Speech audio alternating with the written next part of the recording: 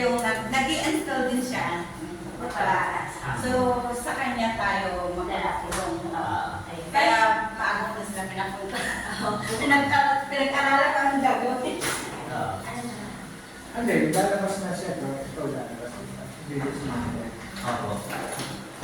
Anong proseso natin, sir? Anong time process? Kasi, pagawa ko pa lang yung store, tapos sa ako ko yung one time para i-assemble. I-install. Anong tanong ko, kung may ba sa may sukat? Kasi kung wala. Kasi, ang plan na lahat sa salamin. Pero ganito ka. So, bare pa lang siya yung... Wala ka eh, patatayo pa lang. Okay. Ilang square meters na loob? Nasukat mo ba?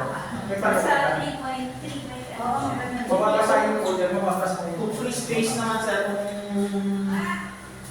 kung wala naman kayong kumbaga malaki naman yung space, as much as possible, mga 25 square meters.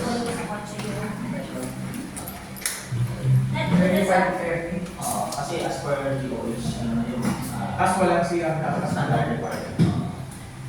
Ano yung siyang niya? Pwede sa labas, di ba? Pwede naman ano, Partition, hindi siya nakadikit dito, pero lalabas siya sa partition mo siya, CR dun sa loob, then lalabas na yung tao.